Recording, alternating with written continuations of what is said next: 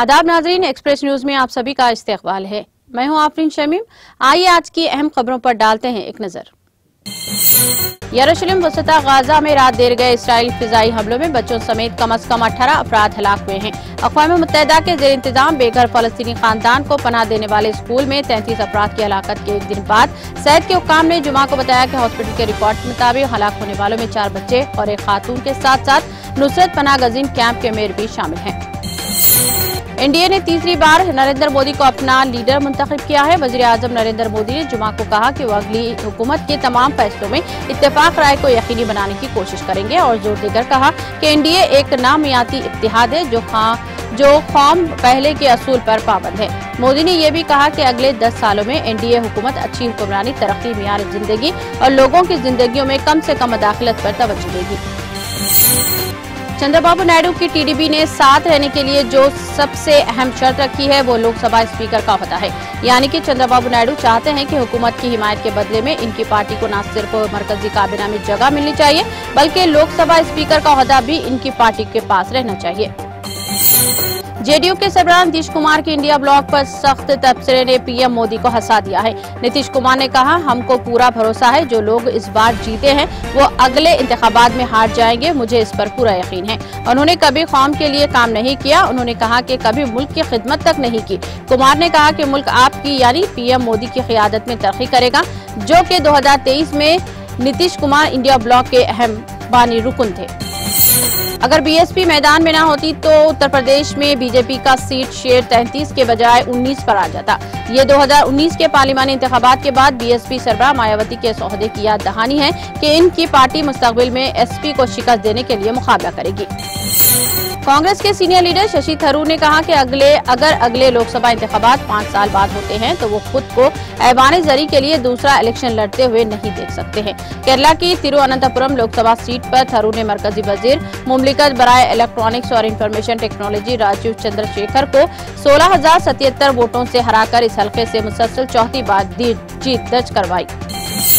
BJP के कौमी general secretary व तेलंगाना के करीमनगर लोकसभा हल्के के बीजेपी रुकने पार्लियामेंट बंडी संजय की दिल्ली में बीजेपी के दफ्तर में उस वक्त बेइज्जती हुई जब अदाकारा सियासतदान बनने वाली कंगना रनावत ने बंडी संजय को न सिर्फ इग्नोर किया बल्कि इनकी तरफ से दिए गए गुलदस्ते को कबूल नहीं किया। तमाम कंगना रनावत ने बंडी संजय की जानिब से पेश करदा गुलदस्ते को हाथ लगाकर वहां से इनसे बात किए बगैर चली गई।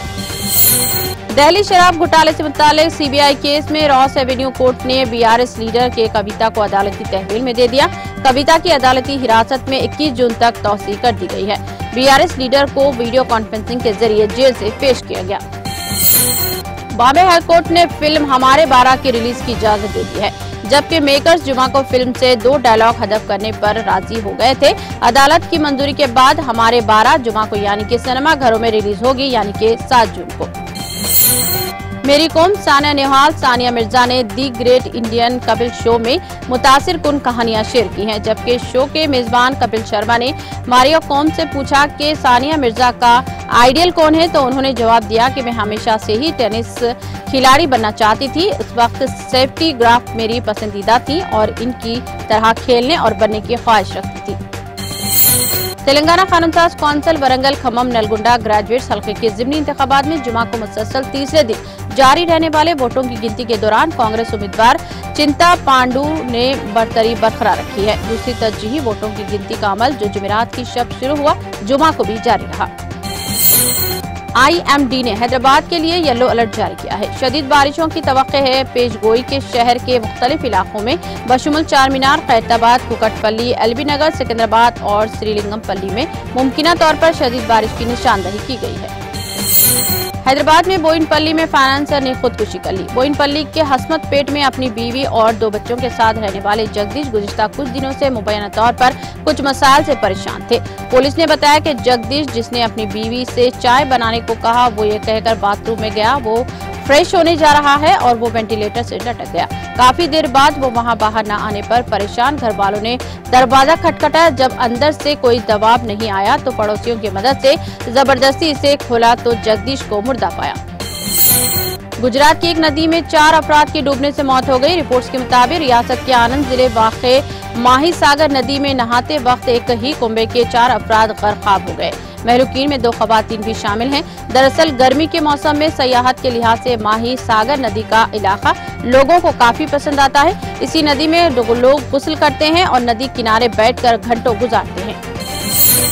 संगारेड्डी अमीनपुरा के पेडा चेरू में जुमा को एक खातून जयाश्री 25 साल की डूब जाने का खदशा है। अमीनपुर म्युनिसिपालिटी के सदाम कॉलोनी में रहने वाली जयश्री से शौहर रवि तेजा शाम को टहलने के लिए टैंक पर आए थे कि गलती से फिसलकर पानी में गिर गई और कुछ ही मिनटों में गायब हो गई। पुलिस के डिजास्टर मैनेजमेंट का अमला मौके पर पहुंच गया। उन्होंने खातून की तलाशी का काम शुरू कर दिया। हैदराबाद शहर में शहरी मनसूबाबंदी और वसाइल की नज़्म नस्क को बढ़ाने के लिए जीएचएमसी जल्द ही जियोग्राफिक इंफॉर्मेशन सिस्टम GIS पर मबनी एक सर्वे करेगा ताकि इसके हुदूद में मौजूद तमाम जायदादों और यूटिलाइज का नक्शा बनाया जा सके।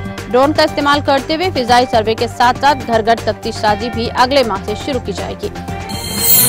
जैसे ही एक तेज रफ्तार डीजल टैंकर जुमा के रोज दादरी भुवनगिर जिले के बोमाला मारम पंडल के पेडा परूथा गांव के मजाफात में पलट गया। मुकामी लोग उल्टे गए टैंकर से ईंधन चोरी करने के लिए दौड़ पड़े। इससे पहले कि पुलिस आती तब तक टैंकर से ईंधन निकालना शुरू कर दिया। पुलिस मौके पर पहुंची और हुजूम को मुंतशिर करके इलाके को घेरे में ले लिया। उल्टने वाले टैंकर को क्रेन की मदद से बाहिफाजत निकाल लिया।